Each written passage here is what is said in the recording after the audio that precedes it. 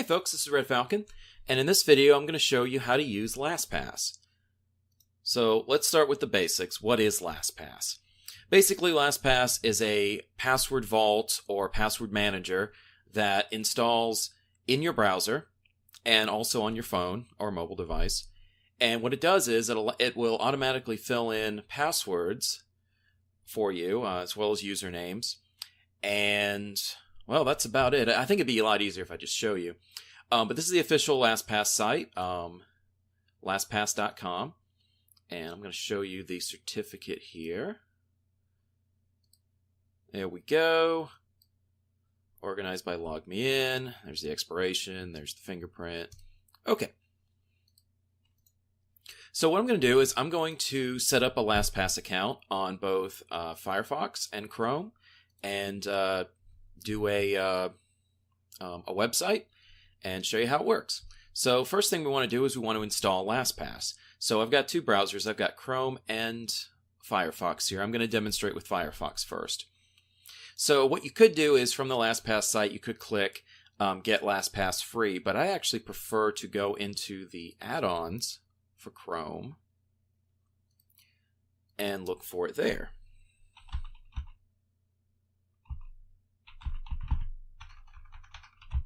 And if I can spell it correctly, there we go. All right, so just type in LastPass, one word, and here it is, LastPass Manager. I like to click More so you can see the developer who created it.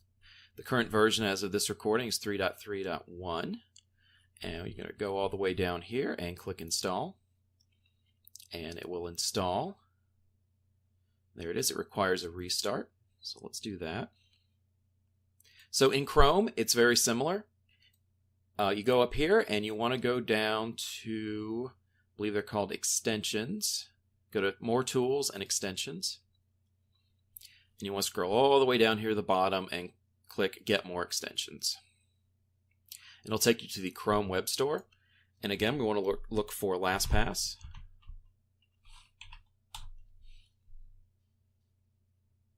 Okay. And it'll be the top one here. So what we want to do is we want to click on it so we can get some more information. You want to make sure that it's offered by LastPass.com.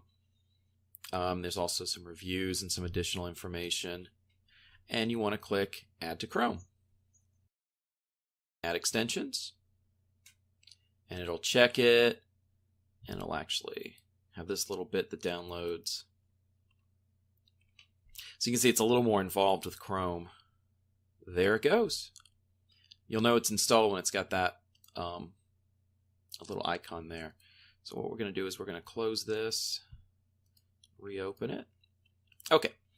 So the first time you open up Firefox again, or Chrome, it should matter which one, you're going to get this message saying, "Welcome to LastPass." And basically this will just be the initial setup. So we want to choose our language. And I'm assuming that if you're listening to this, you speak English, so we're going to choose English.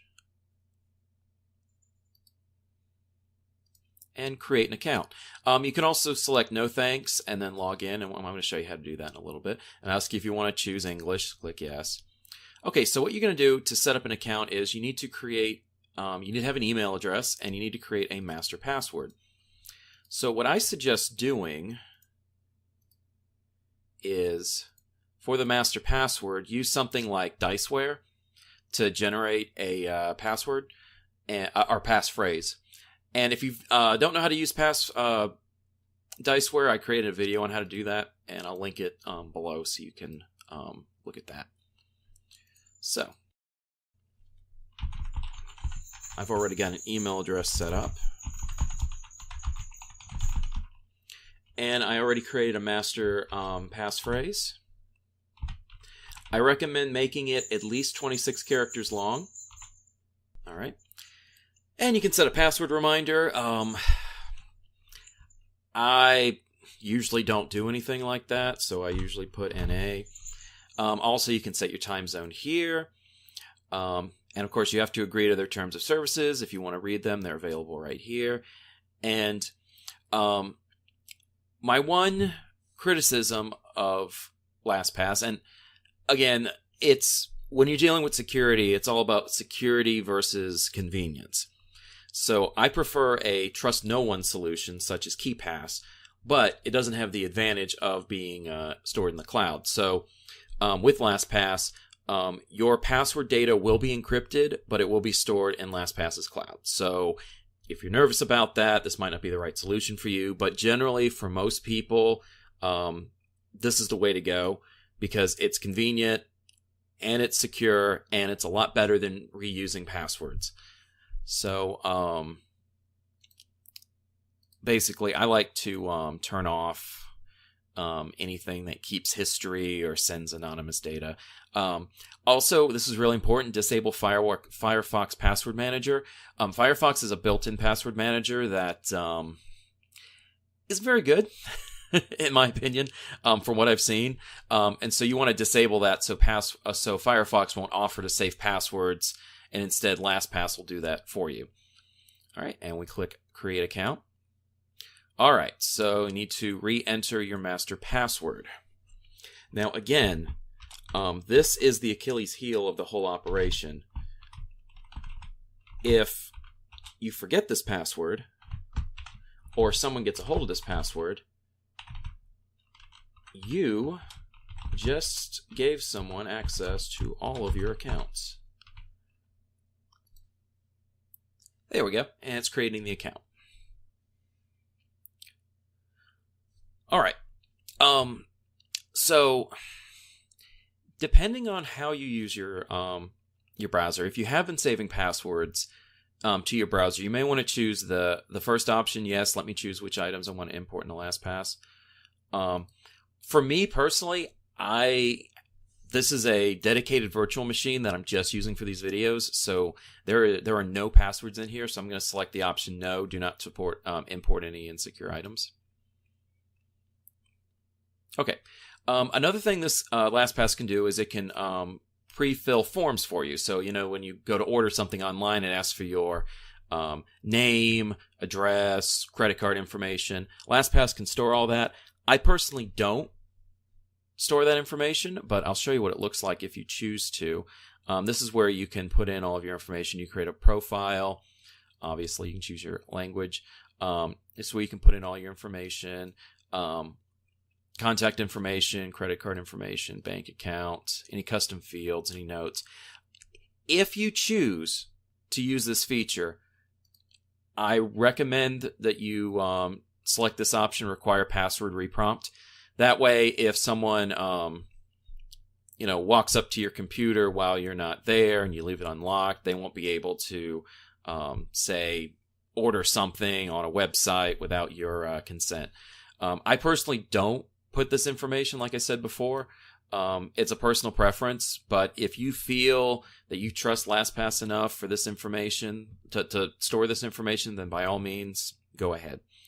But I personally do not. All right, and you'll get this notification. Congratulations, LastPass is fully installed, and blah, blah, blah. Click OK click Continue. All right. So let me close some of these tabs here so it looks a little neat. All right, so this is LastPass. More or less. There's some tutorials here on how to do different things. Like I said, I could spend an entire video series showing you how to use all these features. But for right now, all I'm going to do is show you how to store a password for one website and then log into Chrome and show the other. But I highly recommend this service. It's free. There is a premium version for $1 a month that offers some additional features, but for most people, the free version will be more than enough. So let's go to a website. I'm going to use Reddit as my example. So you see I've not logged into Reddit yet. Now normally, let's just log into Reddit normally. Click Login. Okay, so when you log in, you get this notification asking if LastPass should remember this password. And you'll want to say Save Site. So what you can do is you can name this site. I'm just going to go with the default, reddit.com, and the folder. There are different folders that you can create. By default, it puts this in social because it knows that Reddit is a social media site. You can also choose to make that a requirement, and you can also choose a required password prompt. And also there's a auto login feature as well, but we're just going to save the site. All right. So now when we go over to LastPass over here, my LastPass vault, you'll see there's Reddit under favorites and recently used and social. One of the features I highly recommend you use is the security challenge on LastPass. Basically, this will go through all of your passwords and it'll analyze them and give you tips on how to improve it. I'm not going to show you this right now. If you want me to do a separate video series on LastPass, just let me know and I'll make one. But for now, just go here and do a show my score once you get some passwords in there. All right, so that's Firefox. Now in Chrome, you see here, I'm given the option to either create an account or log in. So what we're going to do is we're going to choose log in. All right, just put in my master password here.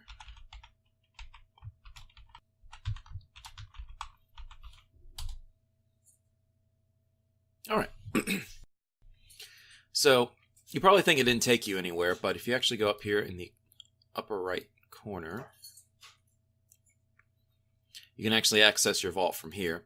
So the interface is a little bit different on Chrome than it is Firefox. But you see, if you take a quick look, everything's pretty much in the same spot. There's a security challenge, form fills, your notes, and these are all your sites. And if you'll notice, here's Reddit. And I just click launch. Logs me right into my Reddit account. Well, give it a second. Okay, there it goes. Now it logged me into my Reddit account.